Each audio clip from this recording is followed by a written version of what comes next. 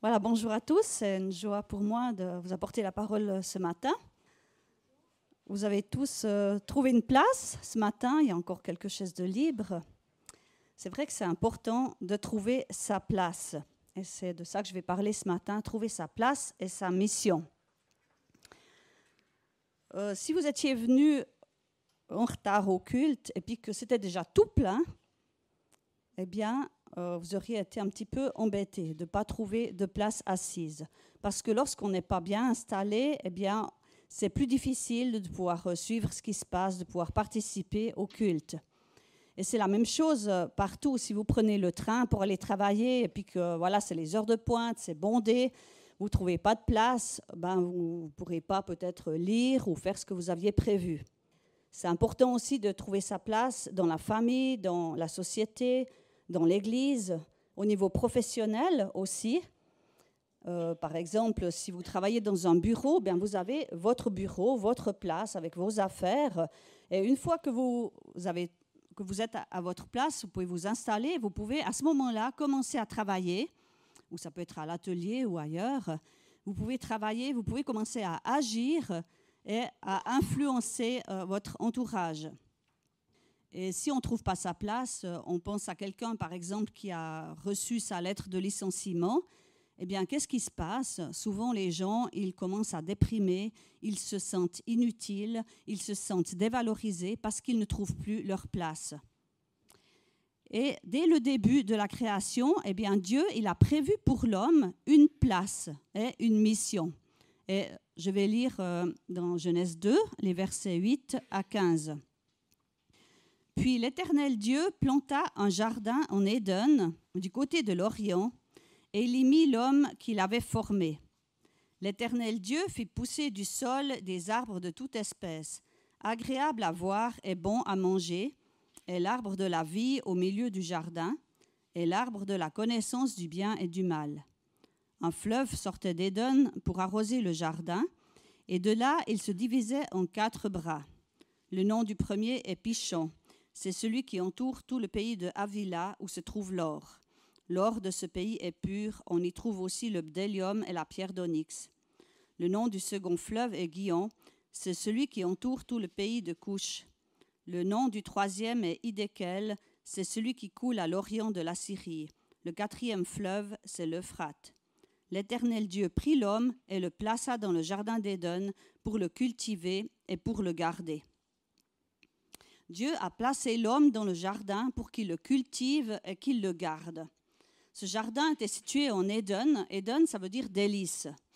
Et le mot hébreu pour jardin évoque un espace délimité, un espace clos, un jardin clos. Et si on regarde le contexte, eh bien, on voit que Dieu a commencé par mettre de l'ordre, par tout créer, par sa parole. Il a séparé la terre et l'eau, il a séparé la terre et le ciel. Ensuite, il a dit que tout devait se multiplier, qu'il devait y avoir des animaux qui vivent dans l'eau, d'autres animaux sur la terre, d'autres pour voler dans le ciel. Et il a aussi créé la lune, les étoiles, le soleil, pour éclairer le jour et la nuit. Et on voit que, c'est vrai que si on lit Genèse 1, on voit que Dieu, quand il a créé les choses, eh bien, il a mis chaque chose à une place précise avec un rôle précis. Et là, on voit que Dieu, il a planté le décor. En fait, il a planté ce jardin en Éden et ensuite, il y a placé l'homme. Donc, Dieu a placé l'homme à un endroit précis, c'est ce jardin, à un moment précis de l'histoire, au début, et pour une mission, pour un rôle, une tâche précise, c'était cultiver et garder le jardin. Donc, cultiver le jardin, on peut comprendre, parce qu'on se dit, c'est vrai qu'un jardin qui est cultivé, il va donner de plus beaux fruits, il va donner plus de fruits. Donc, l'homme devait développer ce que Dieu avait déjà planté, ce que Dieu avait mis dans ce jardin. Et puis, l'homme devait aussi garder ce jardin, c'est-à-dire le protéger contre toute influence extérieure, contre toute mauvaise influence. Le but, donc, c'était le développement de la vie et sa sauvegarde. Développer la vie en cultivant ce jardin et sauvegarder la vie en protégeant le jardin. Et on pourrait se dire, pourquoi est-ce que Dieu il a confié ses responsabilités à l'homme? Il aurait pu s'occuper lui-même de ce jardin, finalement. Alors, on peut trouver différentes raisons. Je crois que déjà, Dieu, il veut que l'homme contribue à son œuvre, à sa création. Dieu veut que l'homme soit un collaborateur de lui. L'apôtre Paul dira plus tard, nous sommes ouvriers avec Dieu. Donc, il y a un désir de la part de Dieu, un désir de relation, de partage, de collaboration. Et Dieu va confier à l'homme des responsabilités et il va lui faire confiance que l'homme va assumer ses responsabilités. Et puis, une deuxième raison, c'est que Dieu veut que l'homme soit occupé. Dans Proverbe 12, 27, il nous est dit que le précieux trésor de l'homme, c'est l'activité. Et ça, c'est vrai qu'on voit qu'on a besoin aussi d'être occupé, d'être actif. Et les gens qui sont, par exemple, au chômage ou suite à un accident ou une maladie, qui ne peuvent plus travailler, eh bien, ils se sentent souvent dévalorisés, inutiles, et ça peut les conduire aussi à la déprime. Donc, c'était pour le bien de l'homme aussi que Dieu a confié à l'homme cette responsabilité du jardin. Alors, on a vu aussi pourquoi l'homme devait cultiver le jardin, pour développer ce que Dieu avait donné. Mais pourquoi est-ce que l'homme devait garder le jardin? Est-ce que vous vous êtes déjà posé cette question? Le garder contre quoi? Étonnant, quand même, ce verset. Voilà, c'était un espace clos, on a vu. Et l'homme, il devait dominer la création. Dieu lui avait confié cette tâche de dominer sur tous les animaux, tout ce qui vivait. Alors, dominer, ça ne veut pas dire exercer une oppression. Ce n'est pas dominer dans un sens d'opprimer. Mais dominer, c'est dans un sens de veiller sur, d'être attentif à leurs besoins, d'être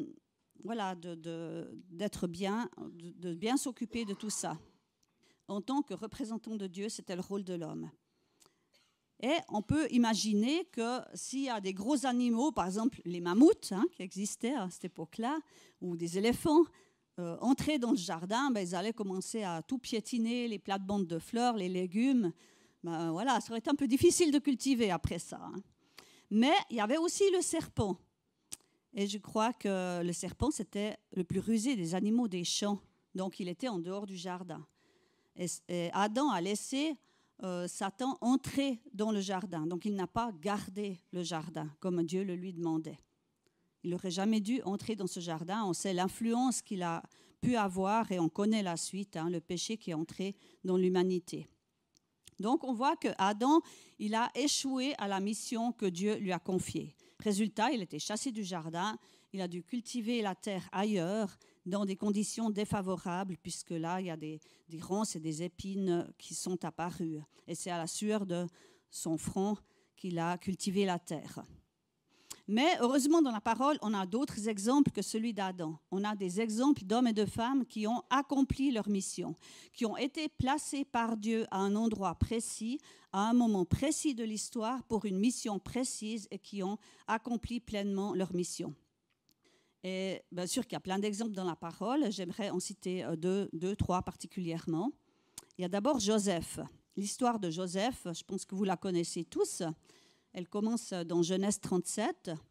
Joseph, qui était le préféré de son père Jacob, ça a suscité la jalousie de ses frères. Et ses frères l'ont vendu à une caravane de marchands. Et Joseph est descendu en Égypte où il a été vendu comme esclave. Il était à la cour de Pharaon.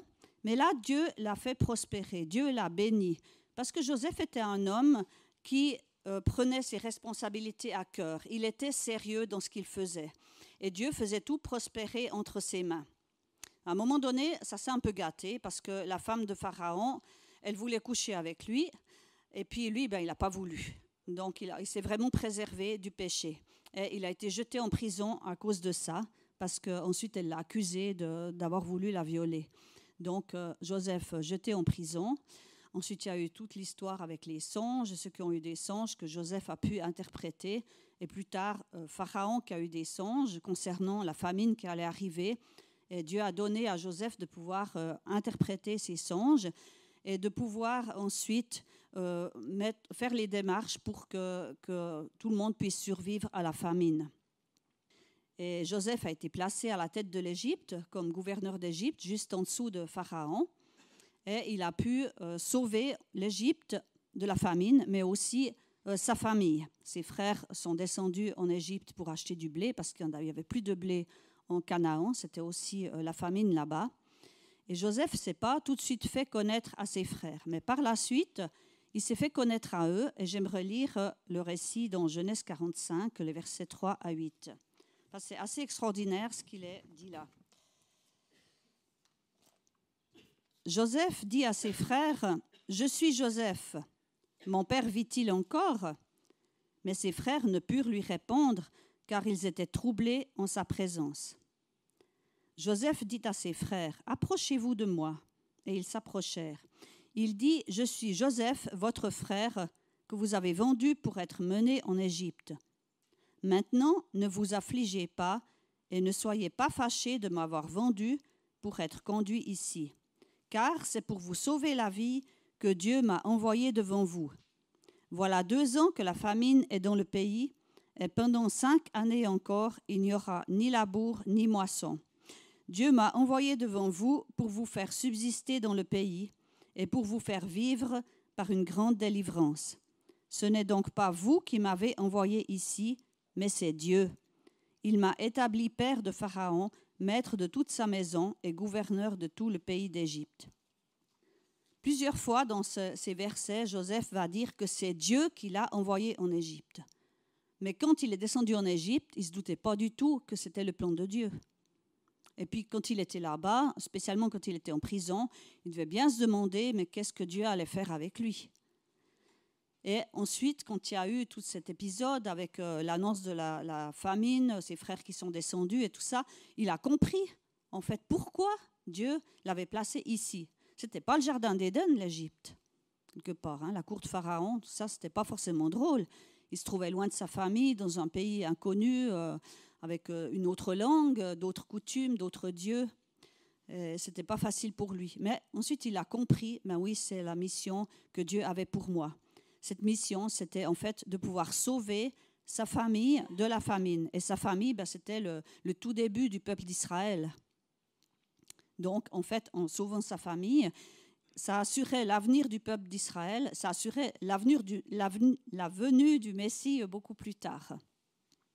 Voilà, donc Dieu a placé Joseph dans un endroit précis, la cour de Pharaon, à un moment précis de l'histoire, juste avant la famine et pendant la famine, avec une mission précise, c'était sauver le peuple de la mort, de la famine.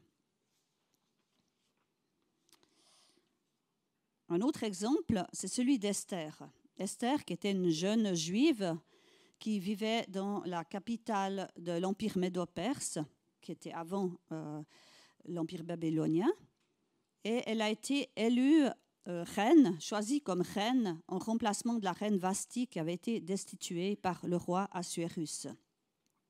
Et à un moment donné, il y a eu un complot contre les Juifs, contre tous les Juifs qui vivaient dans cet empire. Il y a eu un complot pour les massacrer. Alors, bon, si vous voulez lire l'histoire en détail, relisez le livre d'Esther. Je ne vais pas tout raconter ce matin, sinon on est encore là, je ne sais pas à quelle heure. Mais vous pourrez relire ce récit. Et Mardoché, qui est l'oncle d'Esther, qui est celui qui l'a élevée, puisque Esther était une orpheline, eh bien, il va informer Esther du complot contre les Juifs. Et il va lui dire, il faut que tu ailles demander grâce au roi Assuérus pour pas que ce massacre ait lieu. Et Esther avait peur d'aller, parce que si elle allait se présenter devant le roi, même que c'était son mari, si elle allait se présenter devant le roi sans qu'il l'ait appelée, elle risquait la mort. Et Mardoché va lui dire quelque chose de très important. On trouve ce passage dans Esther 4, les versets 13 à 14. Mardoché dit à Esther, « Ne t'imagine pas que tu échapperas seule d'entre tous les Juifs parce que tu es dans la maison du roi. Car si tu te tais maintenant, le secours et la délivrance surgiront d'autre part pour les Juifs. Et toi et la maison de ton père vous périrez. Et qui sait si ce n'est pas pour un temps comme celui-ci que tu es parvenu à la royauté ? Qui sait si ce n'est pas pour un temps comme celui-ci ? Mardoché, il a discerné le plan de Dieu. Il a discerné qu'en fait, tout ce qui se passait, ben Dieu, il avait permis que ce soit Esther qui soit choisie comme reine et qu'elle, c'était la seule qui pouvait faire quelque chose pour que le peuple juif soit sauvé. Et jusque-là, ben Esther, elle a certainement pas du tout compris ce qui lui arrivait. Pourquoi elle avait été choisie comme reine? Bon, c'est vrai que c'était une jeune fille très belle, mais enfin, il y en avait aussi plein d'autres. Pourquoi elle devait devenir la femme de ce roi? C'était certainement pas très drôle. Elle aurait préféré sûrement un beau jeune homme qu'un roi qui était plutôt, je dis peut-être pas un ivrogne, mais enfin, il aimait bien faire la fête. C'était souvent pas très drôle. Et puis lui, il avait aussi tout un harem. Et puis là, ça faisait 30 jours qu'il ne l'avait pas appelée, donc je pense qu'en tant qu'épouse, elle devait se demander s'il l'aimait vraiment. Enfin, voilà. Mais Dieu, il a placé Esther à un moment précis de l'histoire. C'est juste avant et pendant ce complot contre les Juifs.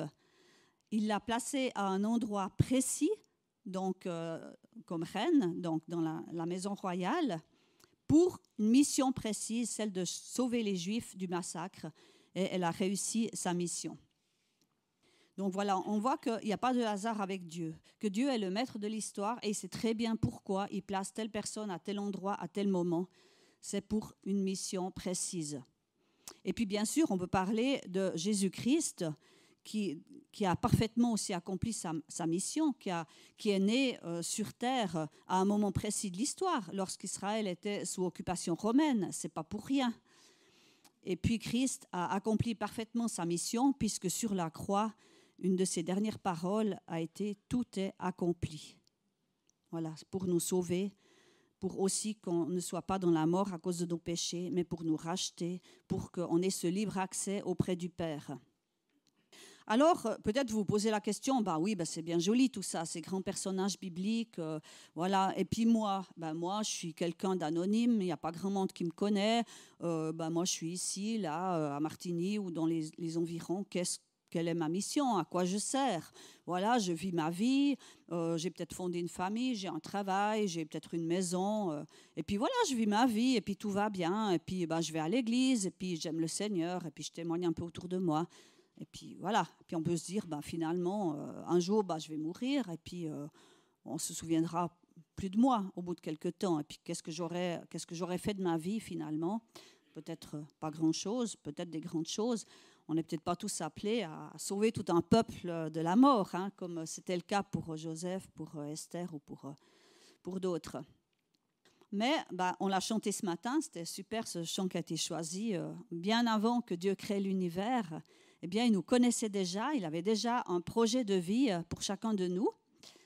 Et il avait déjà imaginé comment il allait nous créer, quand il allait nous faire venir au monde et quelle mission il allait nous confier. C'est un peu comme un architecte. L'architecte, il a déjà l'idée de la maison qu'il va faire construire. Voilà, il la visualise dans son esprit. Ensuite, il va faire les plans. Ensuite, il va mandater les entreprises pour qu'elles viennent travailler et construire la maison. Ou bien, on peut penser à un sculpteur. Voilà, il a en tête quelque chose et puis il va dire, voilà, je vais créer telle sculpture, je vais faire ça. Et puis, il a déjà toute une idée de comment ça va être avant de rassembler le matériel, les outils, tout ce qu'il faut pour reconstruire sa sculpture. Et puis, l'un comme l'autre, lorsqu'ils ont une idée en tête pour créer quelque chose, ils savent déjà à quoi ça va servir. L'architecte, il ne construit pas une maison juste pour construire une maison. C'est pour qu'elle soit habitée. Ou alors, c'est un bâtiment public qui va être utilisé pour des rencontres, ou pour des bureaux, pour des choses comme ça. Et le sculpteur, s'il crée quelque chose, c'est peut-être pour son plaisir, mais c'est aussi pour qu'une sculpture elle soit exposée, pour que d'autres personnes qui sont sensibles à la culture, qui sont sensibles à ce genre de choses, puissent l'observer, puissent l'admirer, puissent être réjouis. Donc il y a un but. On crée quelque chose avec un but. Et on a aussi des exemples très forts dans la parole de personnes à qui Dieu avait déjà pensé, avait déjà imaginé qu'ils allaient venir au monde et qu'il leur a déjà confié une mission. Et il y a par exemple Josias. Josias, un roi, un bon roi qui a fait plein de réformes. et qui a détruit l'autel des faux dieux et qui a immolé les prêtres des faux dieux sur les autels qu'ils avaient construits. Il y a le roi Jéroboam qui avait érigé un autel à des faux dieux et Josias a immolé sur cet autel les prêtres des faux dieux. Mais 300 ans avant, Dieu avait révélé à un prophète dont on ne sait même pas le nom, Dieu avait révélé que ces choses-là allaient arriver, qu'il y a un roi qui s'appellerait Josias, donc il a même donné son nom, qui ferait ces choses-là, qui accomplirait ces choses-là. Et on trouve la prophétie, dans ceux qui veulent prendre des notes peut-être, dans 1 Roi 13, 1 à 2. Donc ça, c'est la prophétie que ce prophète anonyme a donnée.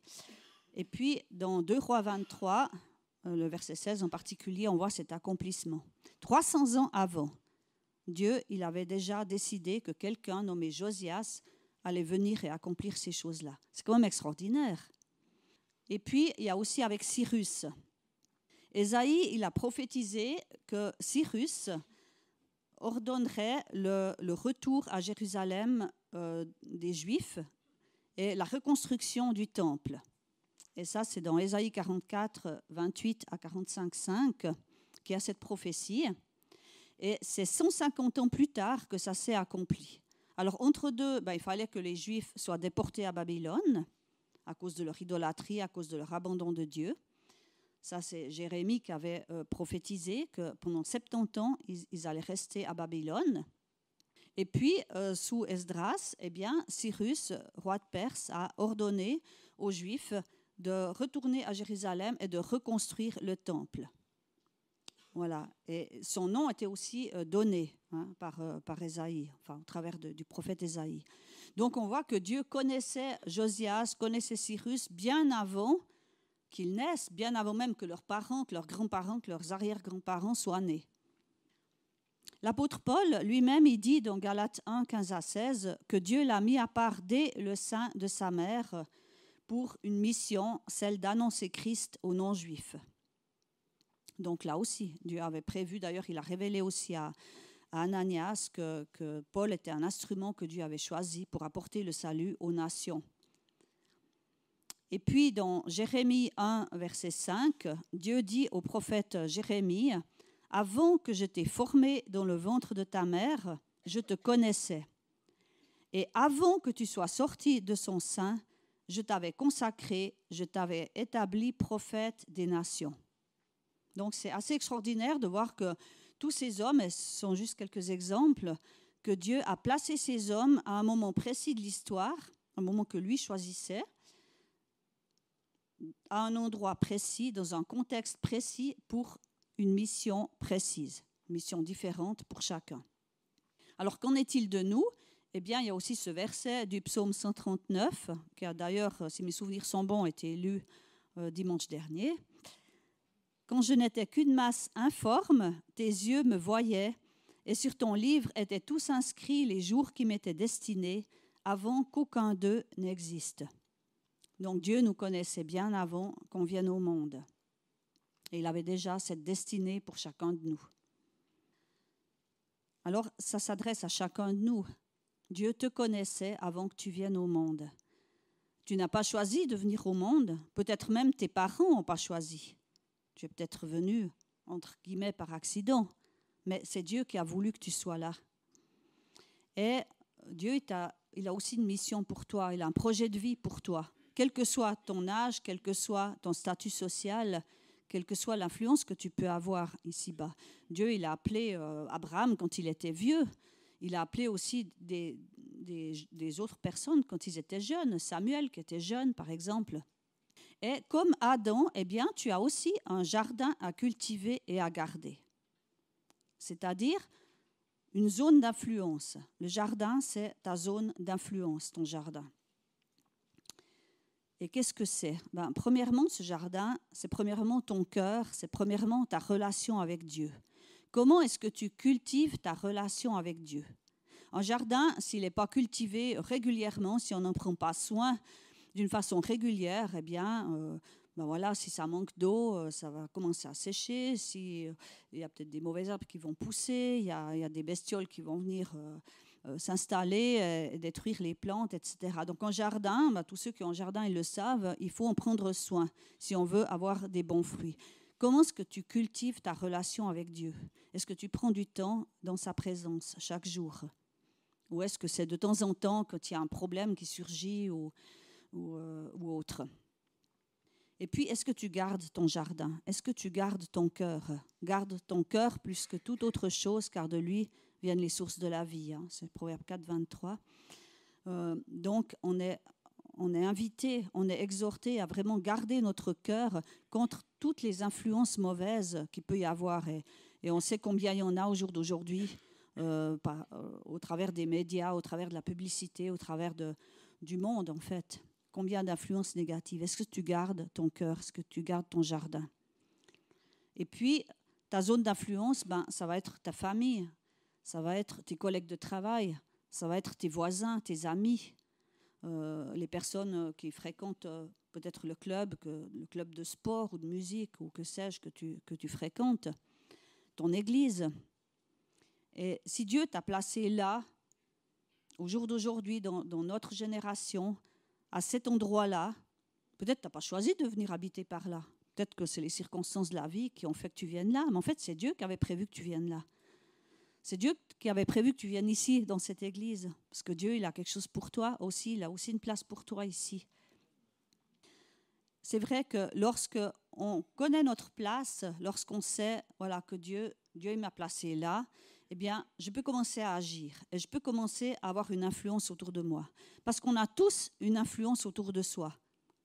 Bonne, mauvaise, ça dépend les jours, ça dépend les moments. On n'a pas toujours une bonne influence, malheureusement, même si on est censé en avoir une. Mais on exerce de toute façon une influence. Les gens qui nous côtoient. Un prédicateur a dit un jour, je ne me rappelle plus le chiffre, mais c'était énorme, le nombre de personnes qu'on influence au cours de notre vie. Tous les gens en fait qui nous ont côtoyés, de près ou de loin, tous les gens qui nous ont côtoyés, on exerce une influence sur eux. On s'influence mutuellement. Peut-être qu'on ne s'en rend pas toujours compte. Mais quelle influence est-ce qu'on exerce? La parole de Dieu nous dit que nous sommes le parfum de Christ. Est-ce qu'on est un bon parfum ou est-ce qu'on pue? Voilà, comment est-ce qu'on est représentant de Christ? Comment est-ce qu'on est ses ambassadeurs? Jésus a dit aussi que nous sommes le sel de la terre, la lumière du monde. Et que ce soit le parfum, le sel ou la lumière, ce sont des éléments qui influencent leur entourage, leur environnement. Le parfum, on le sent. Que ce soit un bon ou un mauvais parfum, ça influence ceux qui sont autour. Le sel, il donne du goût, on sent le goût. Ça relève la saveur des aliments. Quand il y a quelque chose qui n'a pas de sel ou qui a trop de sel, c'est pas bon. Et puis la lumière, eh bien, quand il y a la lumière, on voit clair. La lumière, elle est là pour éclairer, elle est là pour réchauffer. Donc, ces éléments-là, ils influencent. Est-ce que tu influences positivement les gens autour de toi? Quelle influence est-ce que tu exerces? On ne peut pas ne pas influencer notre environnement. C'est vrai au niveau physique, c'est vrai au niveau spirituel aussi. Et si on parle un petit peu d'actualité, maintenant on parle énormément de réchauffement climatique, de manifestations pour le climat. Je crois que les journaux, ils en ont abondamment parlé, ils en parlent encore. Il y a eu plein de manifestations partout en Europe.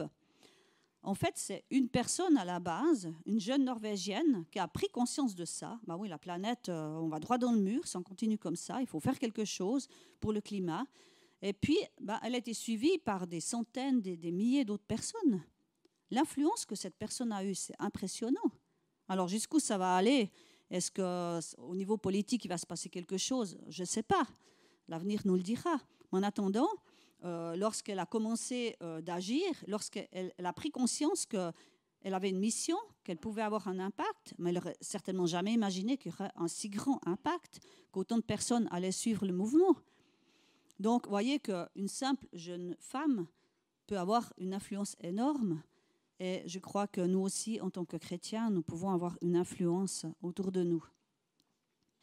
Et je crois que si on a vraiment conscience de l'influence qu'on peut avoir, on va faire attention de cultiver et de garder notre jardin pour que les gens soient influencés vraiment dans le sens qu'ils aient envie de s'approcher du Seigneur. Donc Dieu te connaissait avant même de t'avoir créé. Dieu t'a voulu. Si tu es là, ce n'est pas un hasard. C'est que Dieu t'a voulu. C'est que Dieu il a un projet pour ta vie. Et à toi et à chacun de nous de se placer devant lui, dire ben, Seigneur, qu'est-ce que tu veux de moi? Comment est-ce que je peux cultiver et garder ce jardin? Et comment est-ce que je peux influencer autour de moi? Qu'est-ce que je peux amener? Je crois que c'est important. On n'est pas là juste pour vivre pour nous-mêmes, mais on est là pour vivre pour Christ. Alors j'aimerais finir par la prière et puis que chacun peut-être puisse se placer devant le Seigneur et après peut-être si quelques-uns veulent l'exprimer peut-être par la prière, une prière à Dieu par rapport à ça, peut-être il y aura du temps pour ça aussi. Seigneur, merci parce que nous sommes chacun de nous précieux pour toi, parce que tu as voulu qu'on vienne au monde. Tu nous connaissais bien avant de nous former dans le ventre de notre mère. Tu nous as désirés, tu nous as voulu, parce que tu nous aimais même avant qu'on soit nés. Et Seigneur, merci parce que tu nous as fait naître sur cette terre, dans cette génération, à tel et tel endroit, dans tel milieu social. C'est pour une raison, c'est pas pour rien. On n'est pas pour rien ici-bas, Seigneur, mais tu as un plan pour chacun de nous. Et Seigneur, ce qu'on désire, c'est entrer dans ton projet, c'est pouvoir accomplir la mission que tu nous confies, pouvoir t'honorer par nos vies, pouvoir te représenter, pouvoir être ce parfum de Christ, ce sel et cette lumière du monde. Seigneur, merci de nous aider, chacun de nous, à prendre conscience et de nous aider à cultiver et à garder notre jardin, pour que ce soit un beau jardin qui porte du fruit pour ta gloire, Seigneur.